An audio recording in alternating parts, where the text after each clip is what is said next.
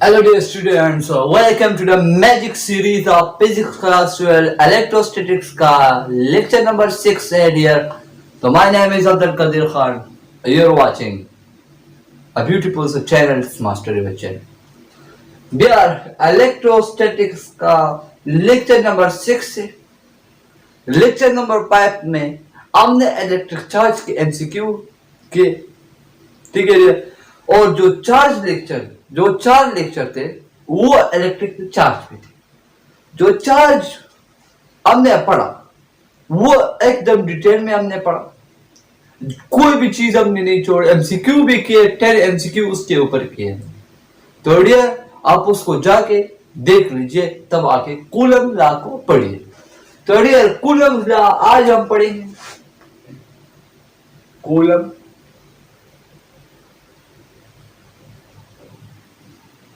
Law, light भी चढ़ी गई है. कूलम, अच्छा कूलम लॉ ये कब डिस्कवर हुआ आप उसको बुक में देख लीजिए. ठीक है, मैं आपको इधर लॉ समझाने की कोशिश करूंगा, वो भी एकदम इजी में.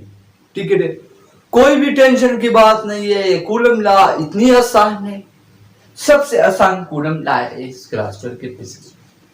तो डियर आपके पास ये दो पॉइंट चार्जेस है. ये पॉइंट चार्ज है Q1, ये पॉइंट चार्ज है Q2. ये इन दोनों के दरमियान में R distance. We have 2 point charges.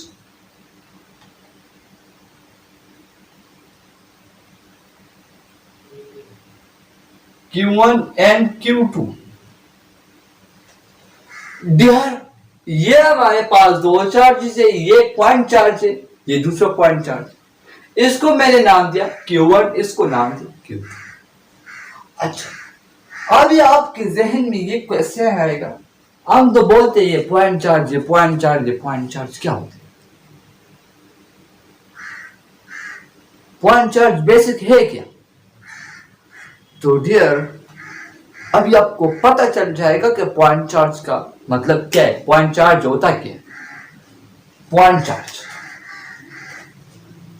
Point charge आप दो तरीकों से मालूम कर सकते. Point charge like a proton, fundamental show particles है like proton and electron, ions etcetera. इससे आप एक पॉइंट चार्ज मालूम कर सकते. आप उसको जो आप ये चीजें देखते हो तो आप उसको मानोगे कि ये पॉइंट चार्ज है. दूसरा जो तरीका है, एक पॉइंट चार्ज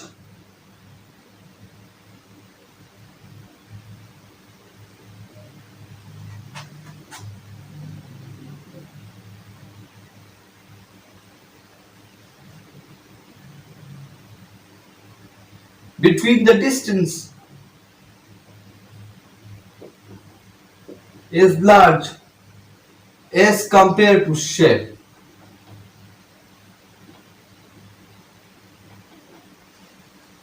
डियर अगर पॉइंट चार्ज के दरमियान में जो डिस्टेंस है वो उसकी शेप से ज्यादा है तो आप उसको पॉइंट चार्ज मानेंगे. किस तरह डियर?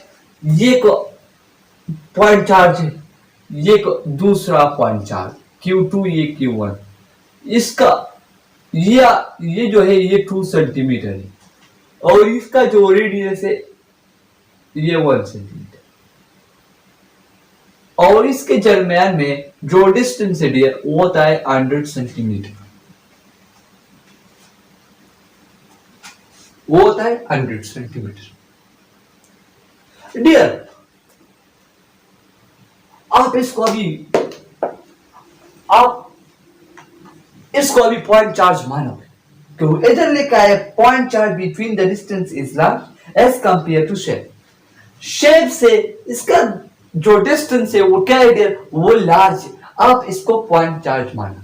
इधर मैं आपसे एक क्वेश्चन पूछूंगा डियर कि अगर मैं इसकी जो डिस्टेंस है ये 50 सेंटीमीटर, क्या इसको आप पॉइंट चार्ज मानोगे? अगर इसकी डिस्टेंस 25 सेंटीमीटर है फिर भी आप इसको पॉइंट चार्ज मानोगे? या मैं अगर इसकी डिस्टेंस कर दूं 0.5 सेंटीमीटर, इसको फिर पॉइंट चार्ज मानोगे? डियर, आपको इसके आंसर देने, ये पॉइंट चार्ज था। अभी कूलम्स लॉ स्टेटमेंट की तरफ जाते हैं कि कूलम लॉ क्या है। Step, the force of attraction,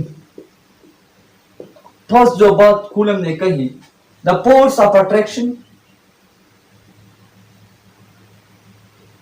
या interaction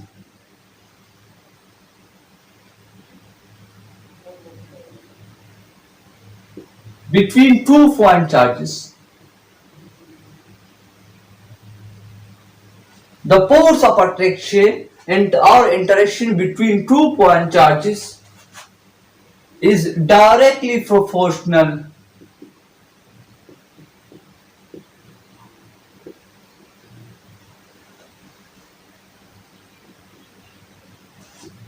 to the product of magnitude of the charges.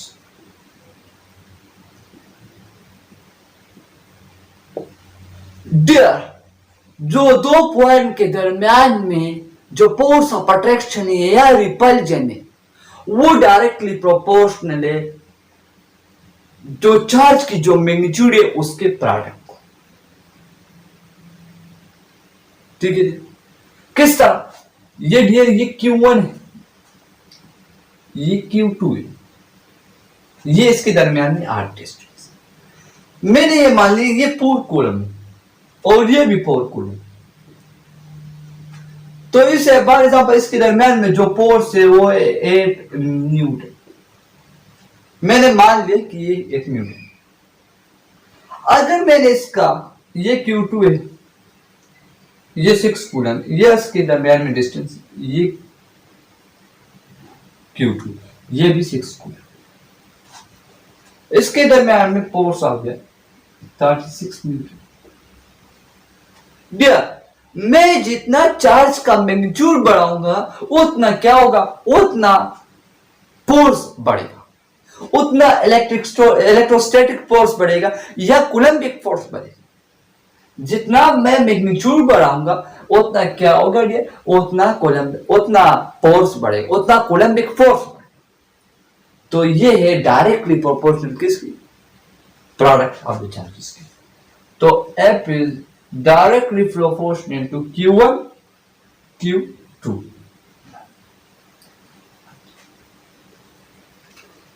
अब इसका स्क्रीनशॉट ले ले, जल्दी से स्क्रीनशॉट ले।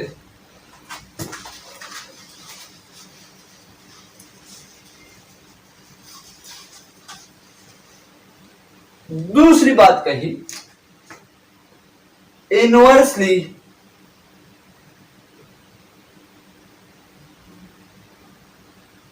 Proportional to the square of the distance between them। Dear, ये Q1, ये इसके दरमियान में आर डिस्टेंस Q2,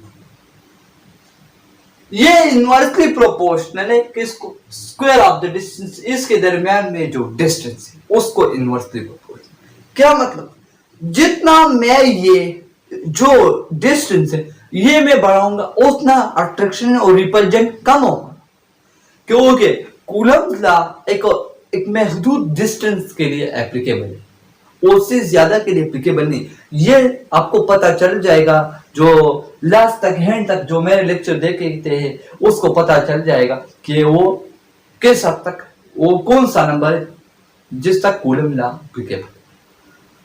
तो ये जो R है, ये जो डिस्टेंस है इन दोनों की, ये जितना बढ़ेगा डियर उतना अट्रैक्शन और रिपल्शन कम, जितना ये डिस्टेंस कम होगा उतना अट्रैक्शन और रिपल्जन ज्यादा। तो अब is directly proportional inversely proportional to R square. ये जो आर है द सेपरेशन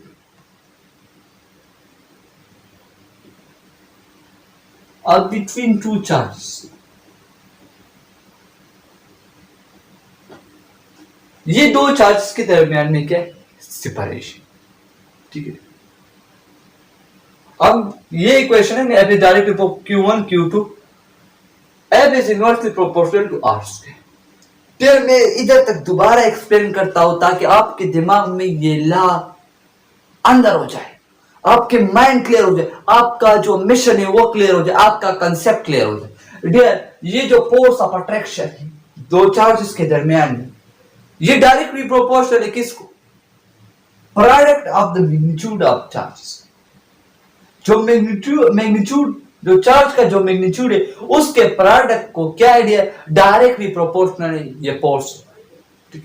और इनवर्सली प्रोपोर्शनल है ये किसको? Distance, square of the distance. ठीक है, दोबारा सुनिए, ये जो फोर्स ऑफ अट्रैक्शन ये डायरेक्टली प्रोपोर्शनल है product of magnitude of the charges को, इनवर्सली प्रोपोर्शनल है स्क्वायर ऑफ द डिस्टेंस। इसका स्क्रीनशॉट ले ले, आगे जाते हैं।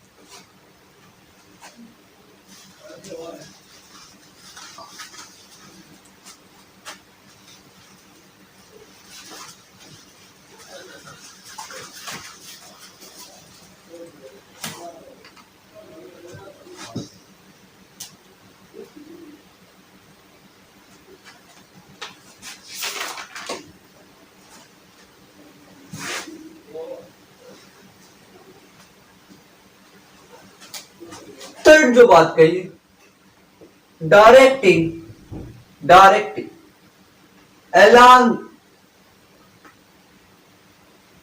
along the joining of two point charges।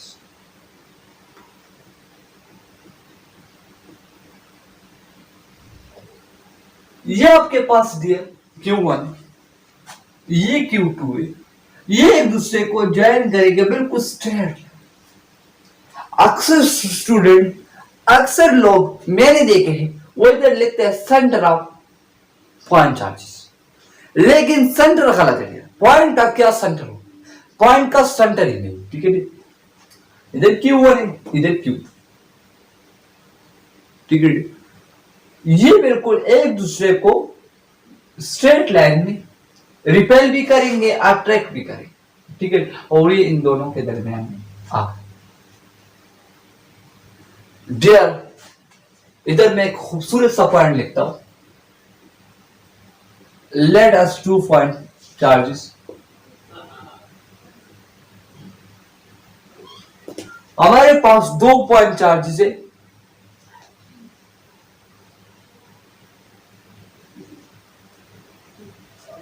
One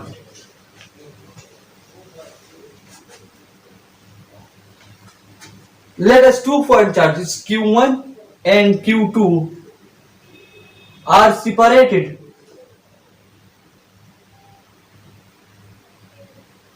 at distance or at rest। Dear, हमारे पास दो चार्जेस है Q1 Q2 जो एक दूसरे से एक आर डिस्टेंस पे क्या सेपरेटेड है, और ये दोनों चार्ज क्या रेस्ट में। ये दो चार्जेस एक दूसरे पे डियर एक दूसरे पे ये क्या करते हैं, ये एक दूसरे पे फोर्स अप्लाई करते हैं। The point charges, the two point charges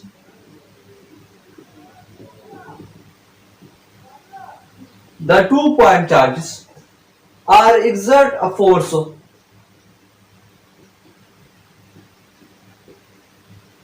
to each other which is given by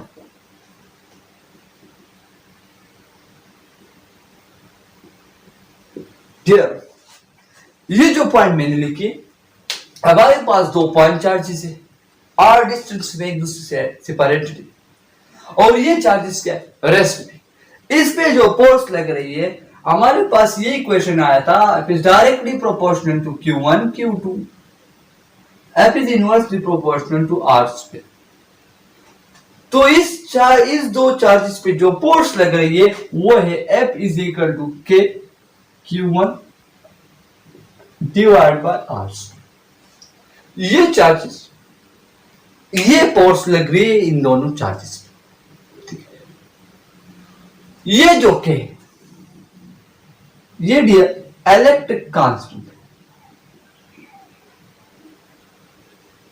electric constant dear, अगर ये चार्जेस, ये जो दो पॉइंट चार्जेस है, अगर ये स्पेस में पड़े होते हैं या किसी भी क्यूब के अंदर, तो के क्या, के फिर क्या वैल्यू, के किस चीज के बारे में, तो देखते हैं।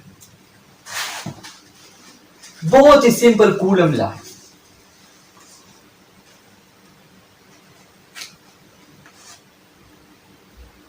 If these two point charges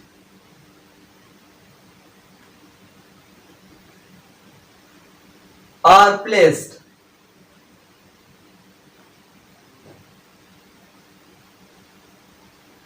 at space or vacuum,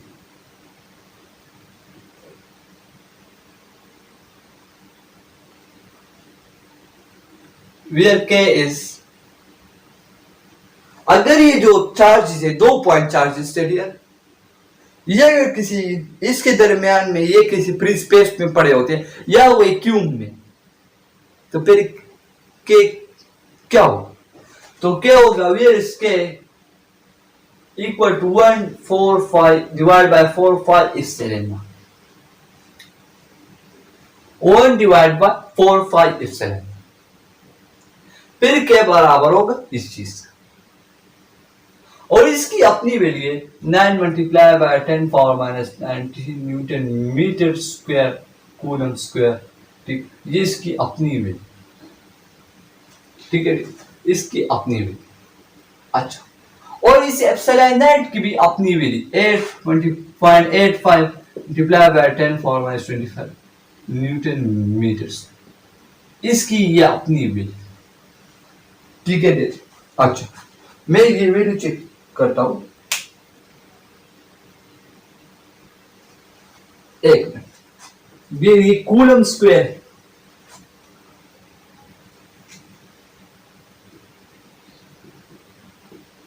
ये 10 पावर 9, देर वैल्यू को आप किसी पेज पे लिख लीजिए, ठीक है। आई एम सॉरी, मैंने गलत लिख लिया, आप किसी पेज पे लिख लीजिए, आपको याद होगा, या अगर आपको याद नहीं है, अगर इसकी वैल्यू अगर आपको याद तो सिंपली मल्टीप्लिकेशन है, तो आपके पास रिजल्ट आ जाएगा, ठीक है। अच्छा, now what एफन,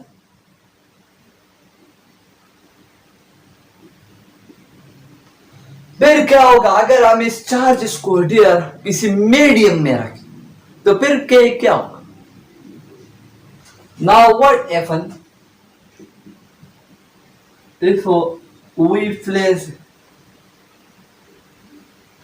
if we put a charge at a medium place,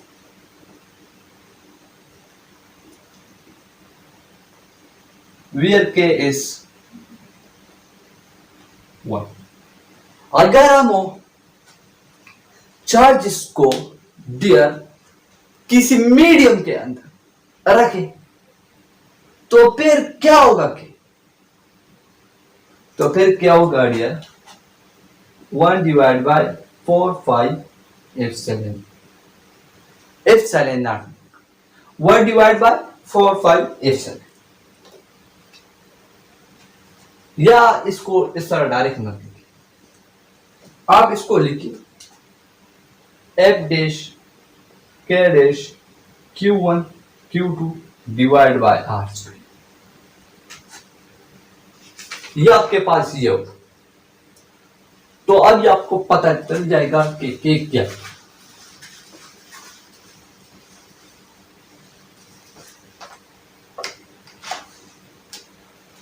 इधर के जो है डियर वो है k is equal to 1 divide by 4 5 epsilon. Dear वो मैंने डायरेक्ट लिख दिया, वही मतलब, लेकिन आप इस के ऊपर डैश लगाए, ये मीडियम को शो करता है, ठीक है। ये किसको शो करता है? ये मीडियम को शो करता है, ठीक है डियर। डियर ये आपके पास ये जो एप्सिलॉन उस एप्सिलॉन नॉट में पड़ा, ये absolute electrical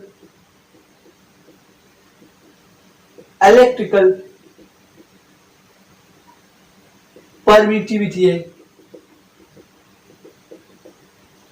dear what is permittivity? आपको अगले लेक्चर में पता चल जाएगा कि परमिटिविटी क्या है, ठीक है, इस पे हम बात करेंगे। और ये जो है the ratio between epsilon divide epsilon not is called permittivity. इसको हम क्या बोलते हैं? परमिटिविटी, रिलेटिव परमिटिविटी आप मीडियम बोलते हैं, ठीक है। इसको हम रिलेटिव परमिटिविटी आप मीडियम बोलते हैं, ठीक है। अच्छा dear relative permittivity medium, absolute electrically permittivity medium में फर्क है, ये आप अगले लेक्चर में सीख जाओ। लेकिन इधर आपने ये सीख लिया कि मीडियम में ये क्या होता है और विदाउट मीडियम में ये क्या होता है। डियर इस के की वैल्यू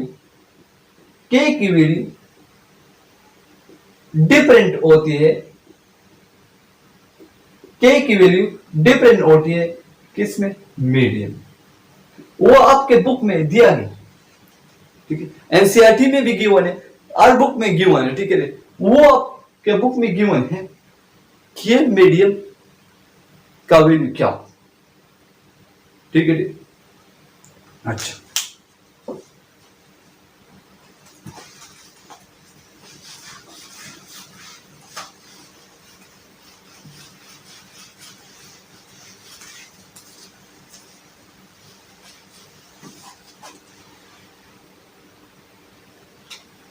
डियर ये कूलम लॉ जो है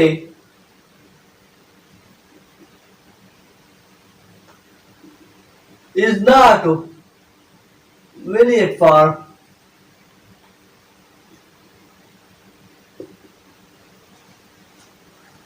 conformity मीटर। ये जो कूलम अगर इससे कम डिस्टेंस है, उसके लिए दो पॉइंट के दरमियान में कम डिस्टेंस है इससे, तो उसके लिए एप्लीकेबल है, ठीक है, कूलम लॉ अप्लाई कर सकते। अगर इस तरह इससे ज्यादा है, ग्रेटर देन है 10, फिर हम अप्लाई नहीं कर सकते, ठीक है। ये दूसरा जो है इलेक्ट्रोस्टैटिक, इस कंपेरेटिवली, ये क्वेश्चन है आपको आंसर देना है, comparatively stronger than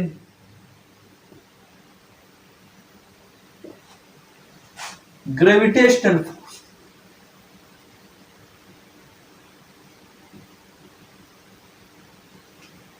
can you show this? ये आपको आंसर करना है कि इलेक्ट्रोस्टैटिक स्ट्रॉन्गर है किसे? ग्रेविटेशन। तो डियर ये बहुत आसान है, ये मेरे एंड में एक मार्कर है, मैंने इसको पकड़ा है, ठीक है। ये स्ट्रॉन्गर है, अभी ग्रेविटेशनल फोर्स से ये इलेक्ट्रोस्टैटिक अर्थ और इस मार्कर के दरमियान में इलेक्ट्रोस्टैटिक फोर्स से ये स्ट्रॉन्गर है किस चीज से? Gravitational force. लेकिन आपको थोड़ा एक्सप्लेन कर, ठीक है, ये आपके काम, आप इसका स्क्रीनशॉट ले लें जल्दी से।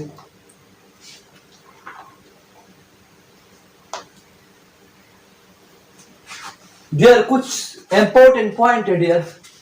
फिर नेक्स्ट लेक्चर में हम परमिटिविटी इस चीजों को डिस्कस करेंगे और वेक्टर फॉर्म को डिस्कस करेंगे। कुल मिला के 3 लेक्चर हो गए।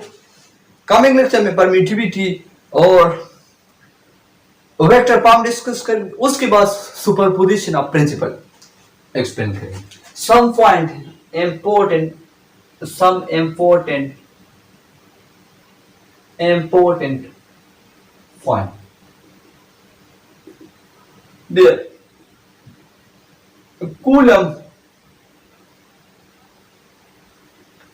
Coulomb law is not only applicable for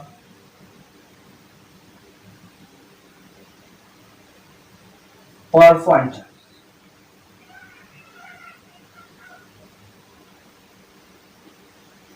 coulomb law जो है ये सिर्फ पॉइंट चार्जेस के लिए एप्लीकेबल नहीं है। अक्सर मैं देखता हूं कि लोग कहते हैं ये जो लॉ है ये पॉइंट चार्जेस के लिए नहीं दिया, ये एप्लीकेबल है हर चार्जेस के लिए। लेकिन इधर हम पॉइंट चार्ज को एक्सप्रेस करते हैं, उसको उसकी एक्सप्रेशन शो करते हैं, इस वजह से हमने पॉइंट चार्जेस दिए, ठीक है। लेकिन ये अब जो अभी आप एमसीक्यू करते हो ये कूलम लॉ पे अप्लाई करते हो।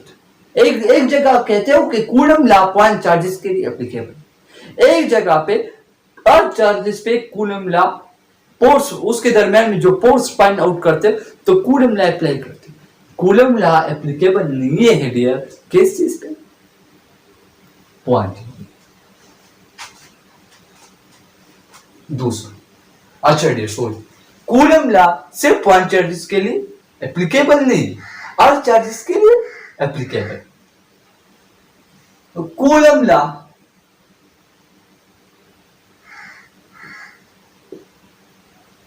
is similar to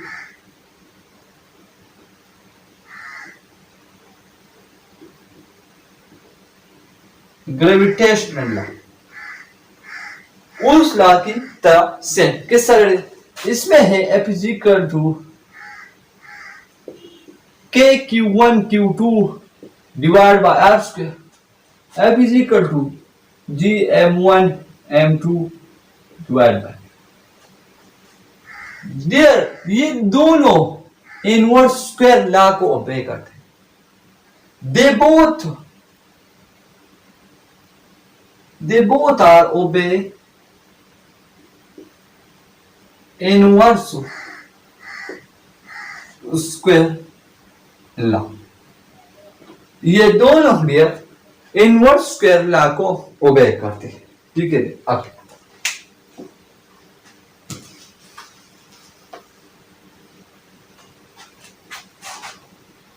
the force acting along the joining of two point charges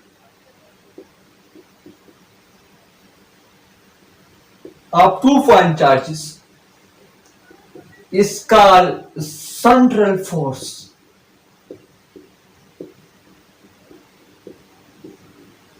dear जो 2 पॉइंट चार्जेस जिस लाइन में जॉइन होते हैं, ठीक है, जो मैंने कूलम लॉ के स्टेटमेंट में थर्ड जो बात बताई ये वही बात, उसको हम सेंट्रल ऑफ फोर्स भी बोलते हैं। तो डियर आज के इस लेक्चर में हमने ये पढ़ा, ठीक है। अगले लेक्चर में हम रिलेटिविटी, परमिटिविटी और एब्सोल्यूट इलेक्ट्रिसिटी परमिटिविटी को डिस्कस करेंगे और साथ ही साथ कूलम लॉ के वेक्टर फॉर्म को भी एक्सप्लेन करेंगे। तो मिलते हैं नेक्स्ट वीडियो में, तब तक आप इस वीडियो को एंजॉय करें, अपना कंसेप्ट क्लियर करें, अपना मिशन क्लियर करें और साथ ही इस चीजों को नोट करते रहे। तो मिलते हैं नेक्स्ट वीडियो में। Thank you so much.